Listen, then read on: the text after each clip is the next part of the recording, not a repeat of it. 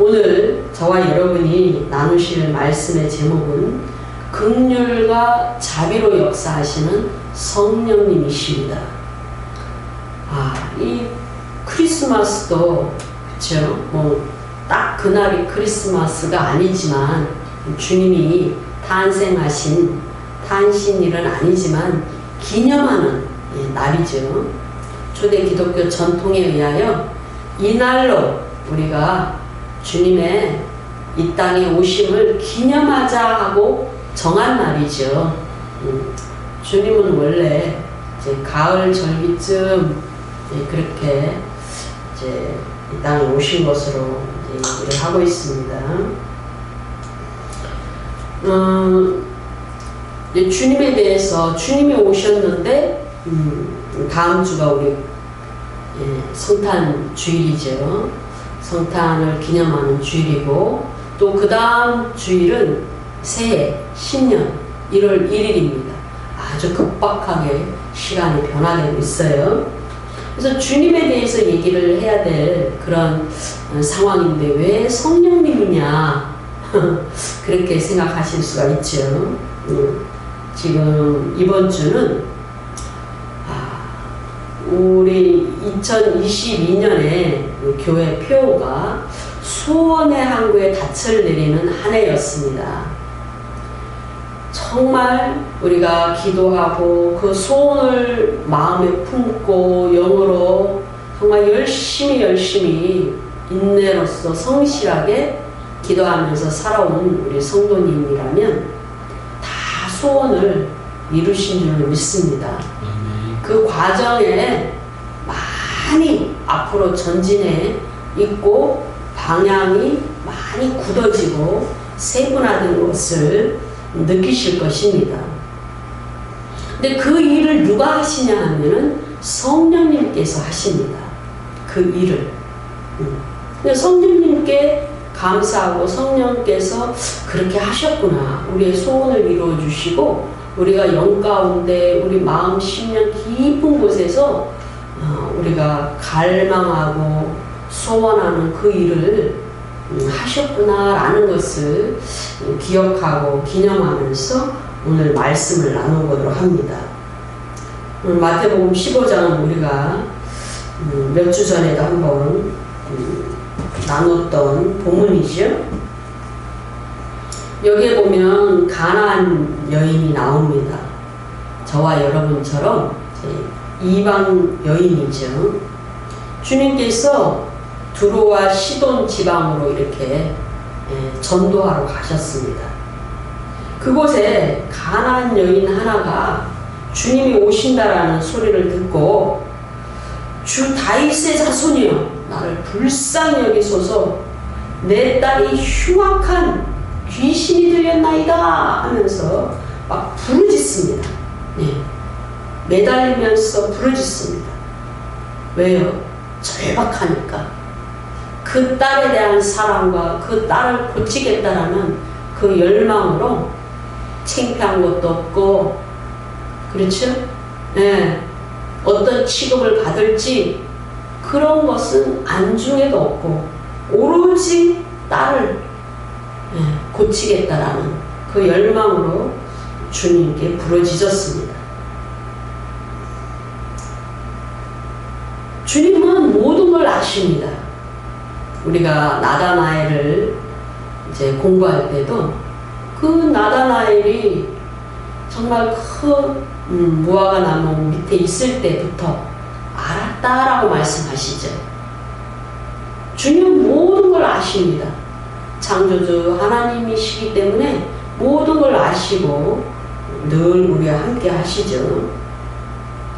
그래서 이 가나안 여인의 그 상황을 너무나 잘 알고 계십니다.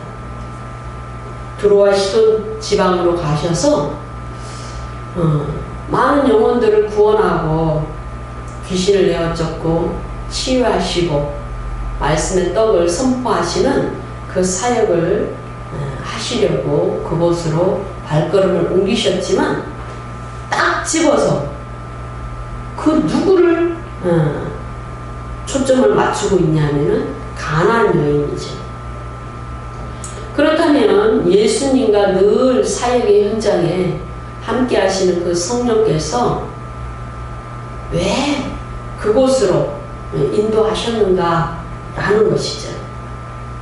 그것은 그 열망이 강했습니다. 가나안 여인의 그 열망이 강했기 때문에 그 여인을 구원하고 그 여인에게 축복하시려고 성령께서 그곳으로 인도하신 것이죠. 우리 모두가 이제 작년부터 주님께 22년에는 이것을 이루어 주옵소서. 우리 회사에는, 우리 직장에는, 우리 가정에는 이것을 이루어 주옵소서라는 그 마음의 소원을 간절하게 가지면서 우리가 예배하면서 인내하면서 주님 앞에 정말 영의 무릎을 꿇고 이렇게 예배하면서 1년을 살아왔습니다. 우리 10년 깊은 가운데 누가 거하시냐면 성령이 거하십니다. 우리 예수님이 주로 임하셨고 성령께서 내주하셨습니다. 우리를 인도하시고 우리를 도우시고 우리의 깊은 모든 말할 수 없는 것을 하나님께 아뢰시는 분이 누구시냐면 성령이셔요. 그 성령께서 우리의 모든 환경을 이끌어 가시고 주님의 은혜를 우리에게 가져오십니다. 마찬가지로 이 여인이 강한 그 수건을 갖고 있을 때 이 성령께서 예수님과 함께 그곳에 오신 겁니다. 성령은 우리의 깊은 것까지 아시고 하나님의 깊은 것까지 다 통달하셨다라고 말씀하셔요. 알지 못하는 것이 없다라는 말씀입니다. 그래서 요한복음에 보면은 우리 예수님께서는 영원전부터 계셨던 말씀이고 그 말씀이 이 땅에 육신으로 오셨는데 그 속에 요한복음 1장 4절에 보면 생명이 계셨다라고 말씀합니다. 아버지의 생명이 예수 안에 있다라고 말씀하셔요. 그 생명이 우리에게 주어지는데 우리에게 주어지는 그 생명은 영원한 생명이다라고 말씀하셔요. 영생이라고 말씀합니다. 그 영생, 그 영원한 생명이 성령으로 말미암아 우리에게 주어지는데 우리 안에 임하신 그 성령으로 말미암아 생수가 보좌에서 우리에게 주어집니다. 부어집니다. 그 생수가 이제는 샘물이 됩니다. 샘물. 그래서 우리 안에 그 보좌에 주인으로 계시는 예수님과 성령으로 말미암아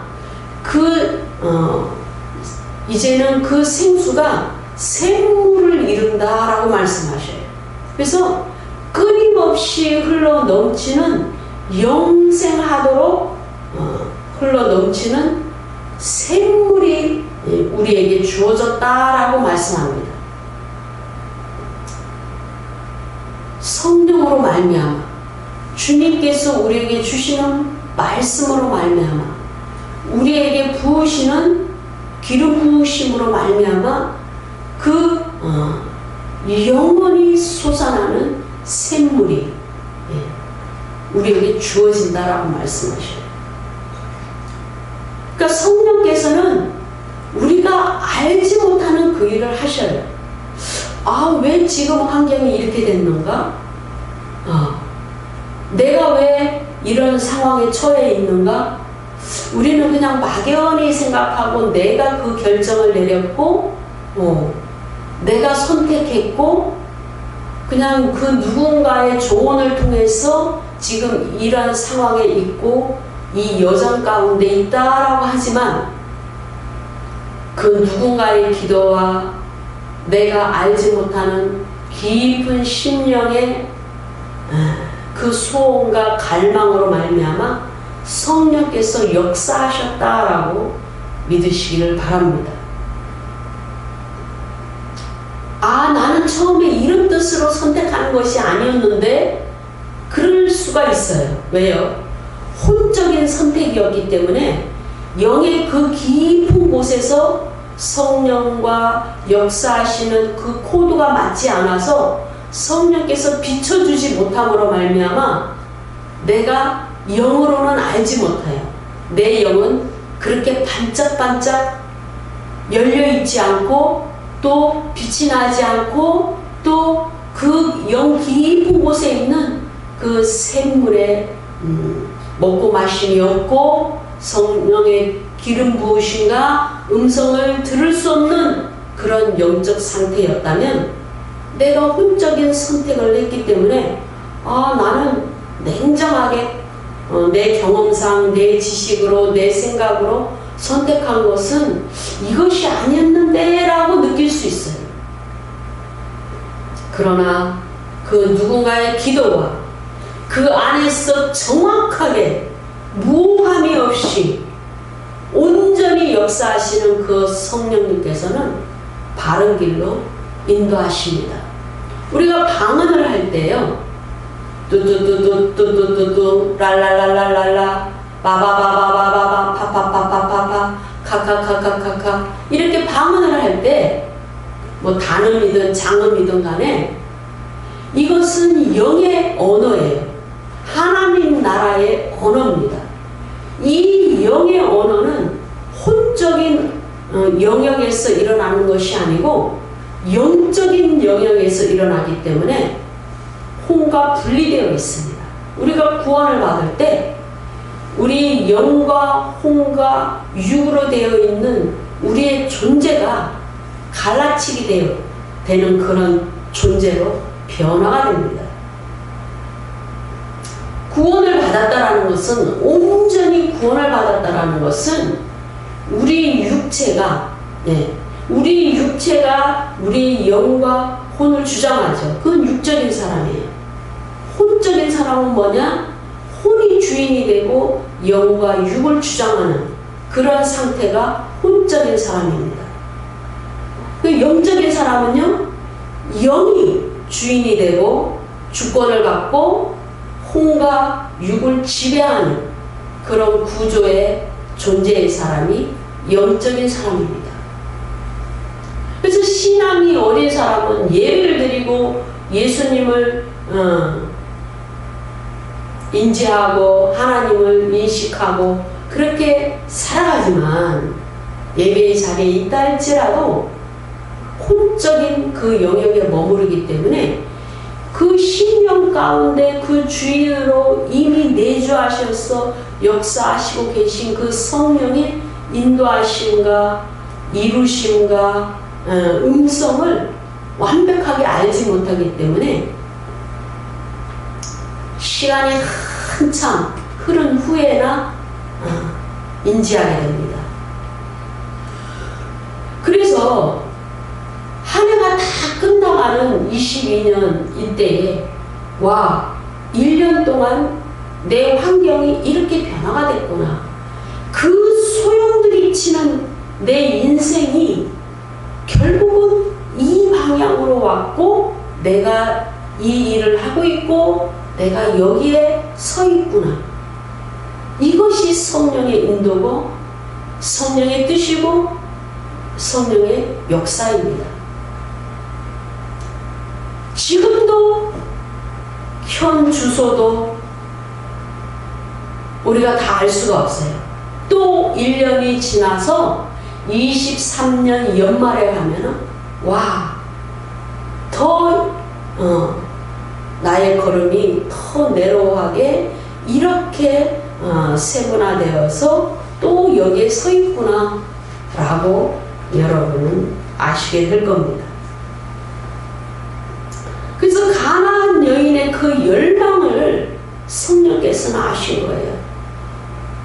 두로와 시돈 지방에 그 소문을 듣고, 엄청난 그 소문을 듣고 예수를 한번 보려고 하고 예수님께 은혜를 받고자 하는 사람이 비단 이 가나안 여인 한 사람뿐만은 아니었을 겁니다.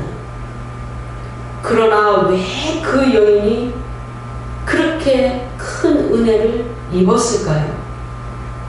이 여인이 나를 불쌍히 여기소서, 주님 나를 불쌍히 여기소서, 주 예수 당신이 나를 불쌍히 여기셔야 됩니다. 주 다윗의 자손이여 나를 불쌍히 여기소서 라는 이 영적 상태에 있었기 때문에 그가 긍휼을 입은 겁니다.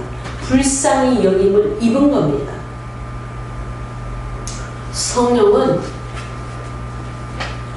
그 사람의 그 속까지, 깊은 속까지, 은밀한 것까지 다 알고 계시고 가장 소원하는 것까지 주님은 아십니다.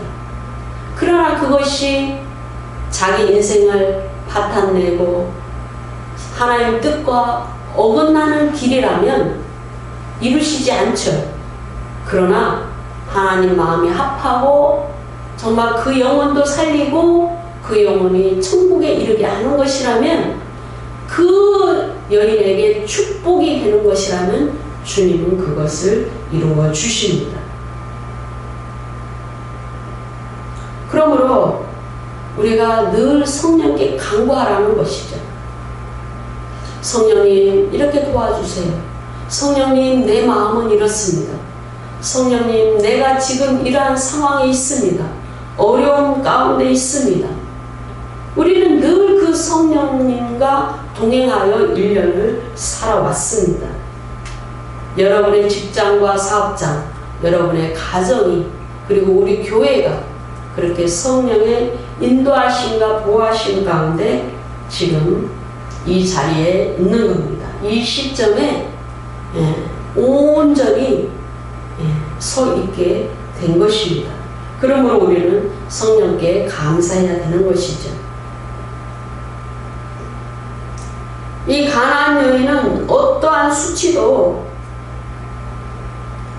부끄럽지 않아요. 그렇죠? 오늘 이 본문에 보면은 25절에 예수께서 사람의 가로되 주여 저를 도우소서. 도와달라는 겁니다. 도와달라. 이게 핵심이에요. 불쌍히 여기셔서 도와달라. 여러분, 기도가 어렵습니까? 기도는 아주 쉽습니다. 자기 마음을 어떤 형식에 구애하지 않고 회개와 기도, 이것입니다. 회개의 내용과 자기 상황을 정확하게 아뢰는 것, 그것이 기도입니다. 주 예수 이름으로 마무리하는 것, 그것이 기도입니다. 이 여인에게는 주 다윗의 자손이여 나를 도와주소서, 이것이 기도입니다.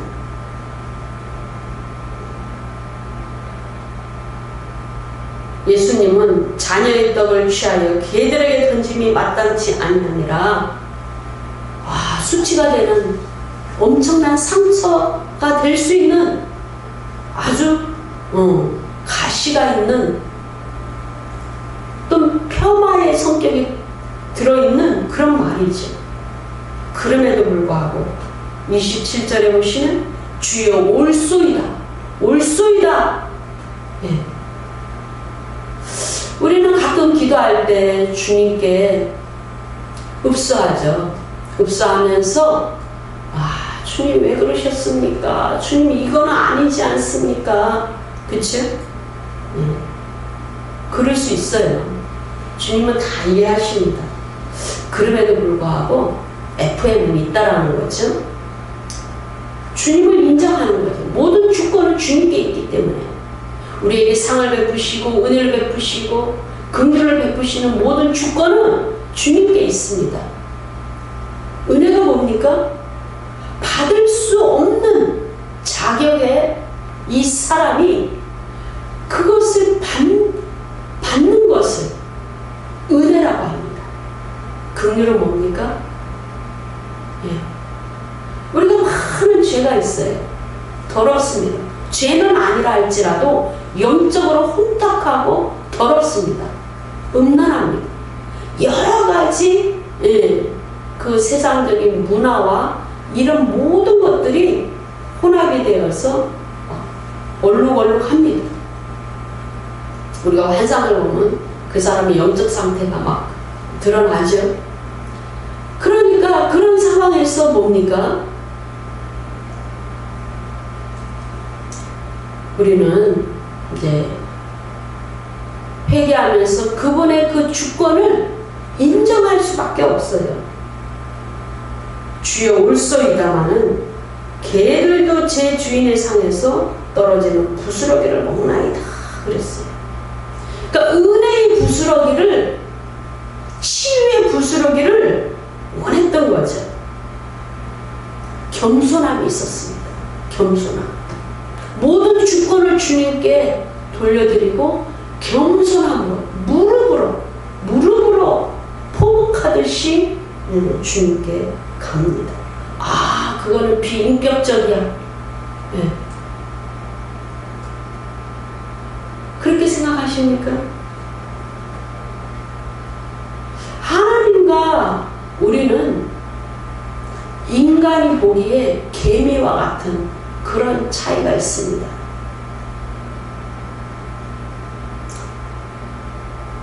이것을 성령께서는, 예수님이 계신 곳에 늘 역사하시는 그 성령께서는 다 알고 계십니다. 이 여인의 겸손함, 그렇지? 다 은혜를 받고 싶죠. 누구나 은혜를 받고 싶습니다. 누구나 긍휼히 여김을 받고 싶습니다. 누구나 치유를 받고 싶습니다. 누구나 축복을 받고 싶습니다. 누구나 문제 해결을 받고 싶습니다. 어떤 자가 그 성령의 역사하심을, 인도하심과 보호하심과 그 축복이 옵니까? 주님의 주권을 인정해야 돼요. 주님의 주권을 인정하는 것이 그의 백성이고 자녀입니다. 이 여인이 비록 이방인이라 할지라도 주님을 인정했어야 돼요.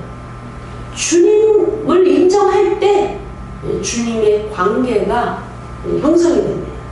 그리고 자신의 그 부족과 그 신분에 대해서 겸손함을 가지고 있습니다. 떨어지는 부스러기를 먹더라도 그런 작은 부스러기와 같은 은혜라도 내게 주십시오, 나에게 허락하십시오 라는 겸손함이 그가 은혜를 입은 이유입니다. 성령의 역사가 일어난 이유입니다.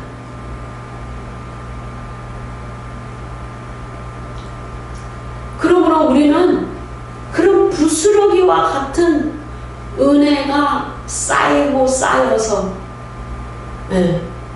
먹고 마심으로 이 한 해를 지나왔습니다.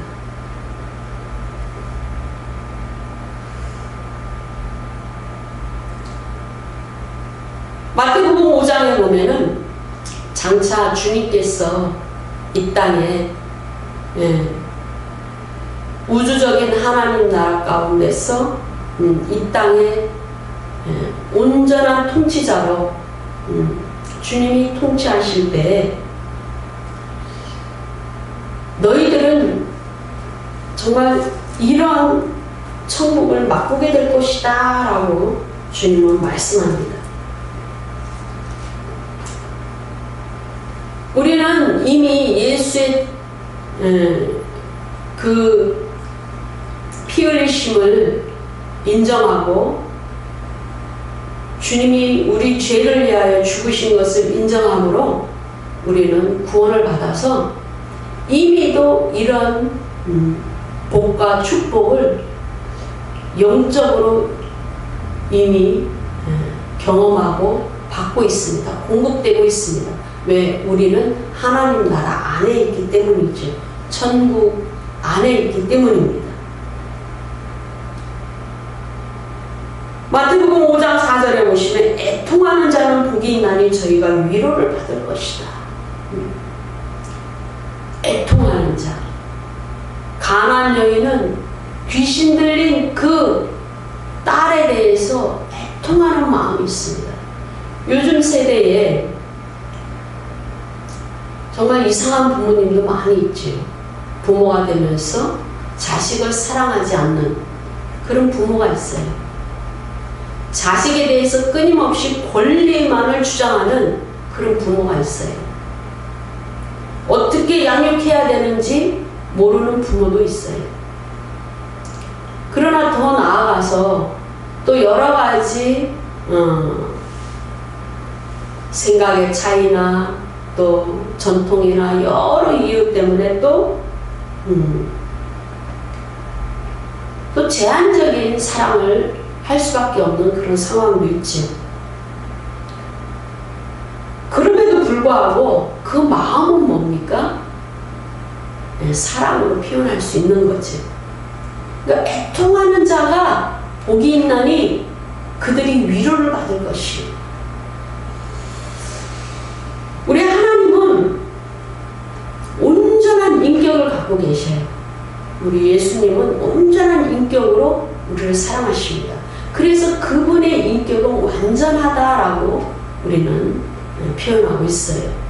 인간의 사랑은 온전하지 않아요. 그렇죠? 이기심입니다. 부부가 오랫동안 수십 년을 살았어도 계속 자기 것을 주장합니다. 내 방식을 주장합니다. 내 생각을 주장합니다. 그러면서 사랑이라고 얘기합니다. 그리고 사랑을 요구합니다. 그건 온전하지 않은 거지. 예. 온전하면 아름답고 아름다움에는 어두움이 없습니다. 그래서 하나님의 사랑은 완전하고 아름답다라고 선하다라고 합니다. 그래서 애통하는 자는 복이 있나? 애통하는 자가 복이 있다고 그랬어요. 애통하는 자. 긍휼히 여기는 자가 복이 있다고 그랬어요. 그치? 가나안 여인은 그 딸 때문에 애통했습니다. 긍휼히 여김을 받기를 원했던 거죠. 성령께서 그 깊은 심령 가운데 있는 그 아픔을 아셨습니다. 우리의 상처와 우리의 갈등과 가정 안에서의 또 인생 안에서 우리의 그 모난 거, 또 얼룩진 거, 또 그 모든 것을 성령은 아십니다.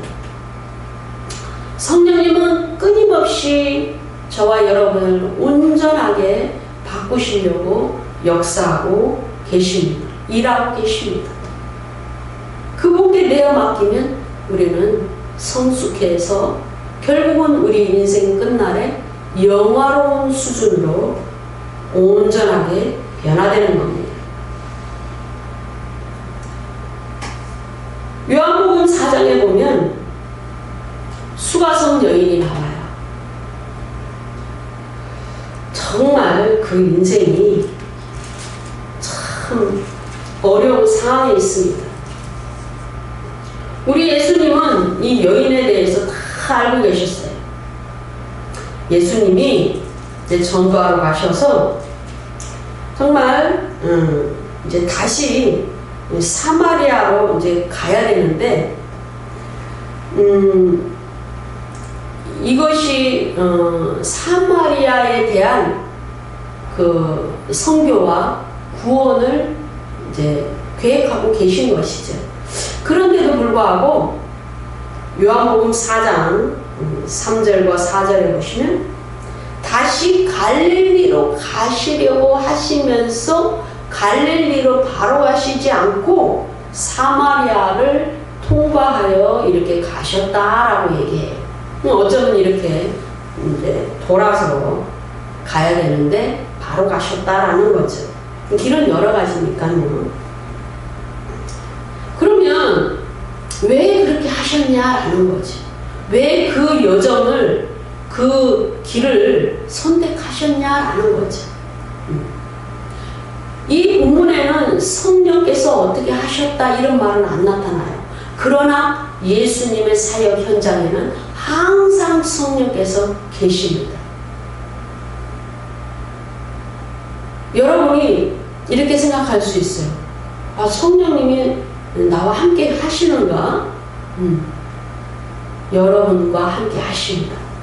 여러분 영 가운데서, 신령 가운데서 늘 내주하시고 여러분을 이렇게 보호하시고 인도하시고 여러분에게 어떤 생각을 주시고 가르쳐 주시고 깨달음을 주시는 그 일을 하십니다. 그래서 보혜사 성령님, 도와주시는 성령님이라고 말씀합니다. 사마리아로 가는 길에서 많은 사람들을 만날 수 있어요. 그런데 왜 그 시점에 수가성으로 가서 야곱의 우물이 있는 그곳에서 이 사마리아 여인을 만났을까요? 왜 그쪽으로 인도하셨을까요? 발걸음을 옮기셨을까요? 성령님께서는 이 사마리아 여인의 공고함을 이미도 알고 계셨고 그 여인에게 구원을 행하시기를 원하셨고 그 여인에게 복음을 전하기를 원하셨고 그 여인이 새로운 인생을 살기를 원하셨기 때문입니다.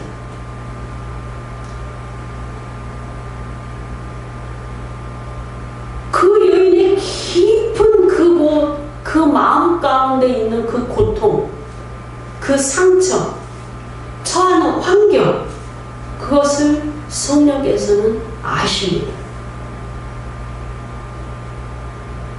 우리가 밥을 할 때, 그쵸? 제가 여자이기 때문에 아주 쉬운 비유를 한번 들어보자. 요즘 압력밥솥이 나와서 아주 쉽게 빨리 이제 음식을 할 수가 있지요.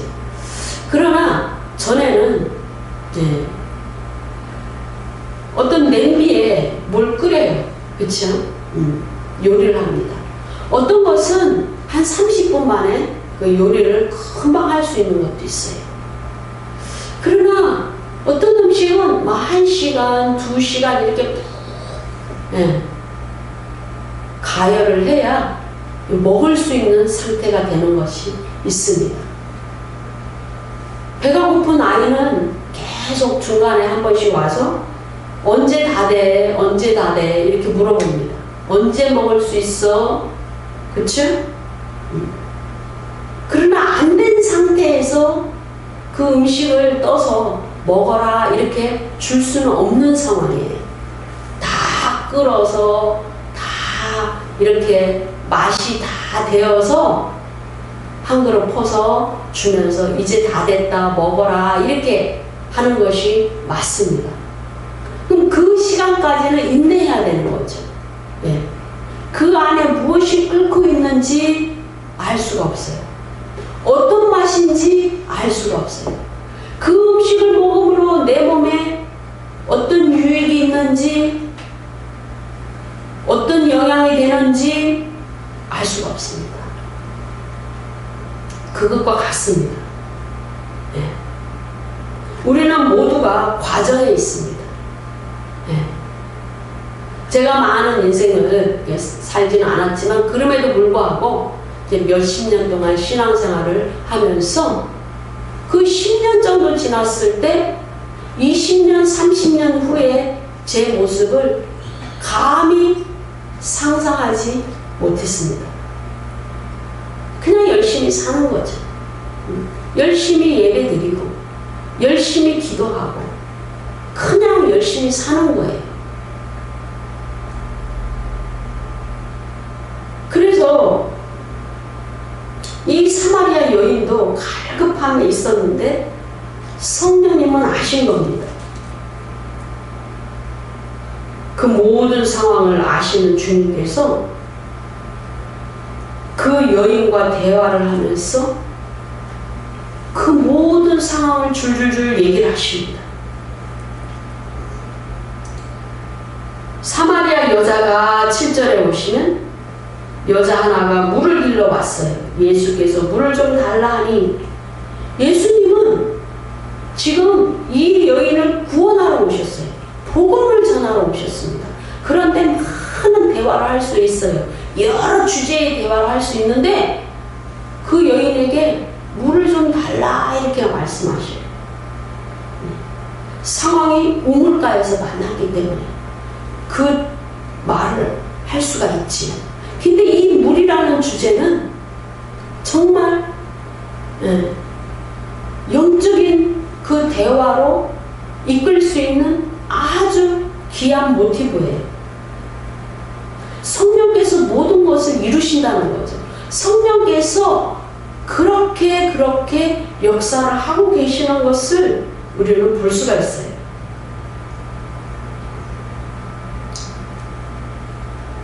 주님께서는 잘 대화를 이끌어 가고 계십니다. 11절에 보시면 여자가 가로되 주여 물기를 그릇도 없고 이 물은 깊은데 어디서 이 생수를 얻겠사옵나이까. 그치? 물을 기르러 왔는데 뭐 물동이가 어떻게 생겼는지 자세히 알 수는 없지만 여자도 어디서 생수를 얻을 수 있겠나이까 이렇게 얘기를 합니다. 왜 그렇게 얘기를 했을까요? 10절에 보시면 예수께서 말씀합니다. 내게 물 좀 달라 하는 이가 예수님 자신이죠. 누구인 줄 알았다면 내가 그에게 구하였을 것이요 그가 생수를 내게 주었으리라.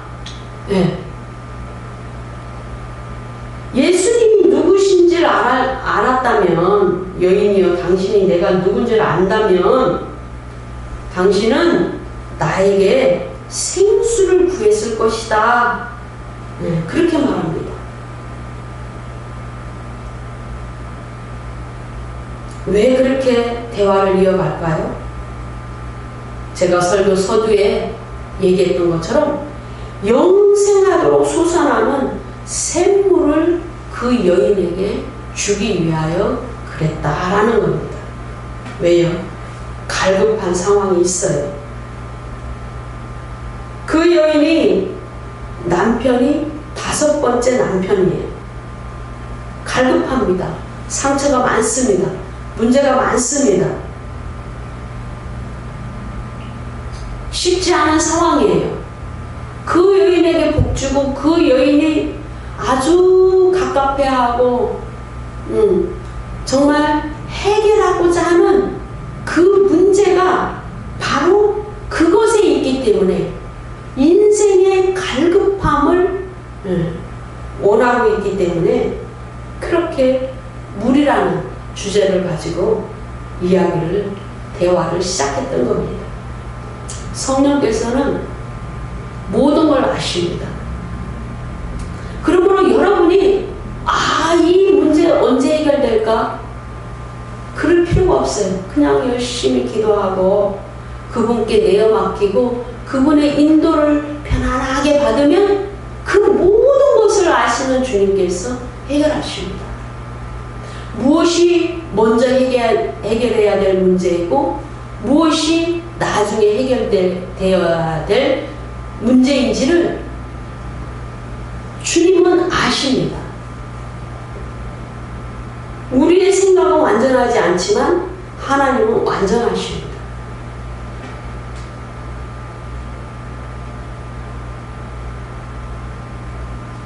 이 여인에게는 목마르지 않는 생수가 정말 절대적으로 필요했던 거죠.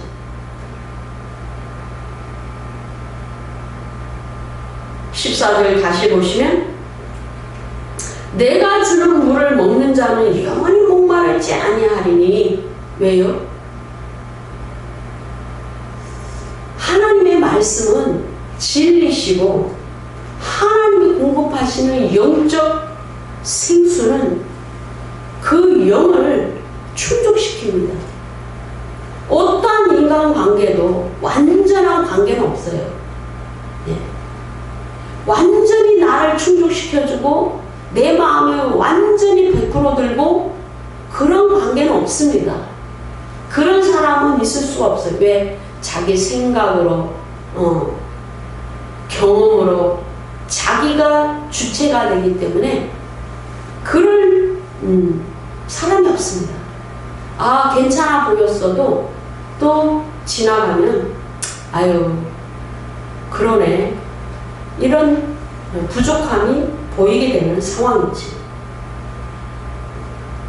실망하고 또 실망하는 그런 연속이 이 여인에게 있었습니다.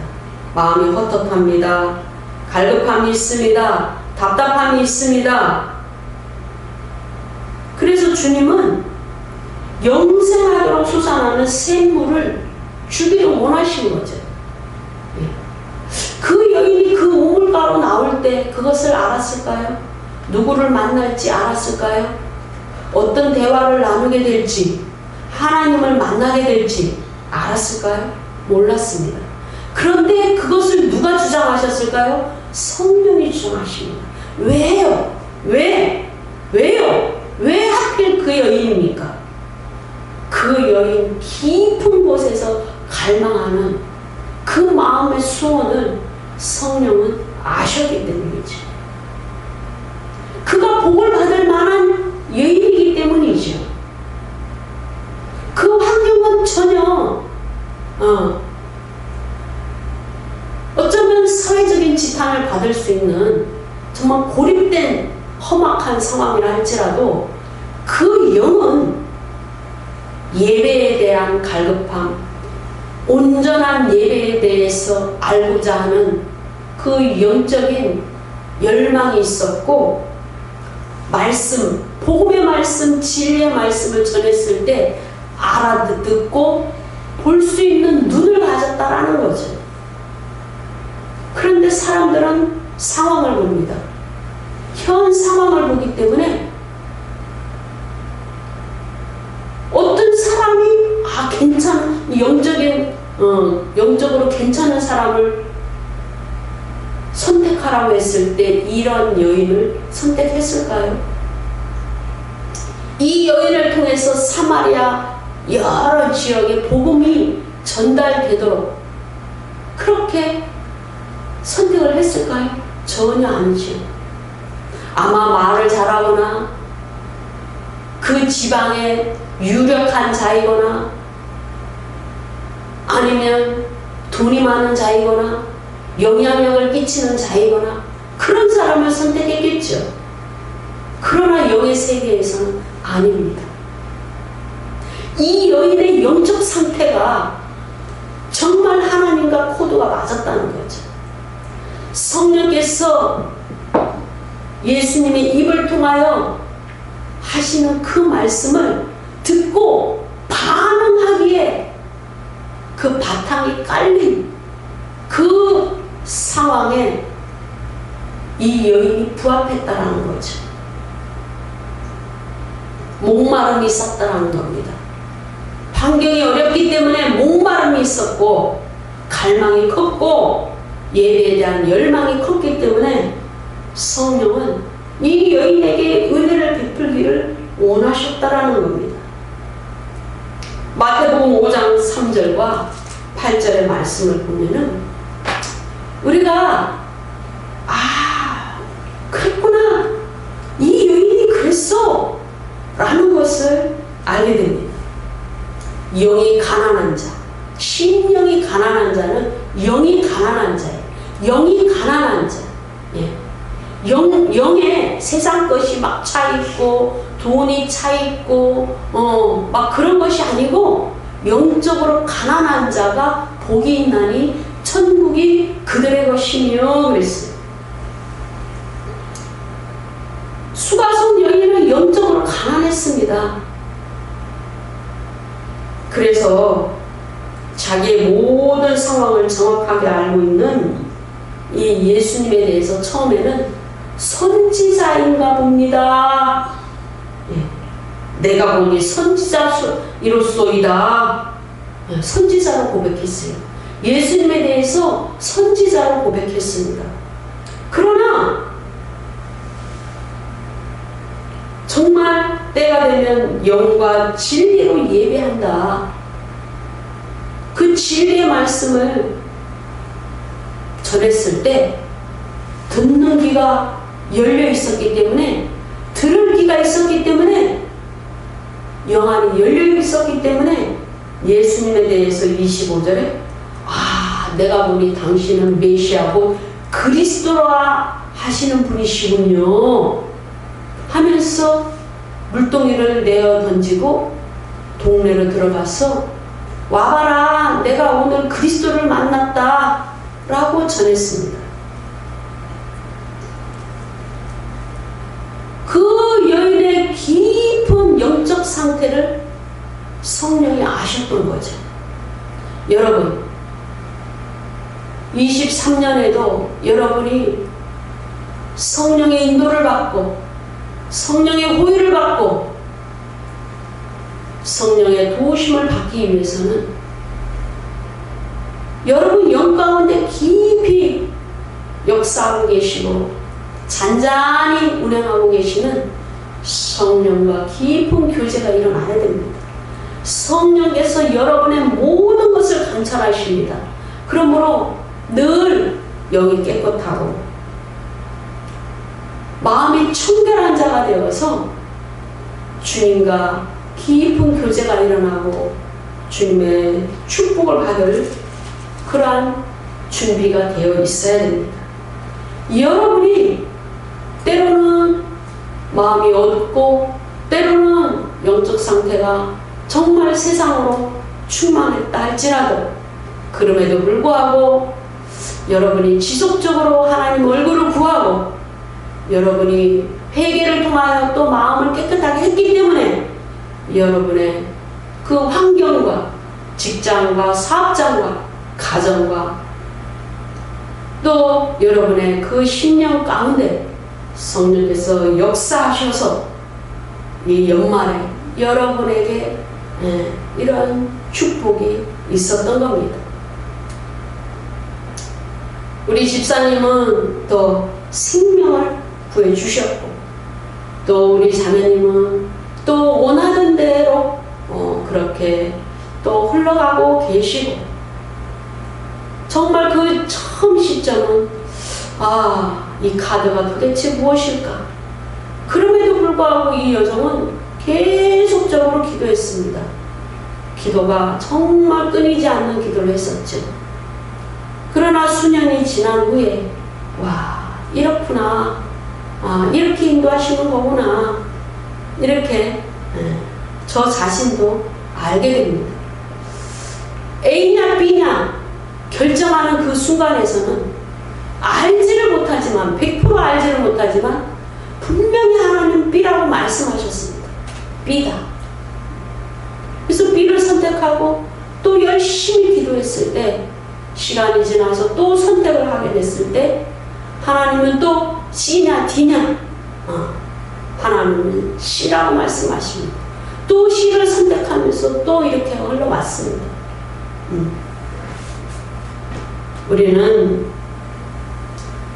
끊임없이 성령의 손을 잡고 그렇게 살아왔기 때문에 소원의 항구에 닻을 내리는 한 해가 될 수 있었음을 고백하며 주님께 영광을 올려드립니다. 그러므로 여러분 더욱더 주님께 긍휼을 구하십시오. 더욱더 자비를 구하십시오. 주님의 은혜를 구하십시오. 그러므로 우리는 이제는 축복의 땅에 이르게 될 줄로 믿으시기를 축복합니다. 아멘. 기도합니다.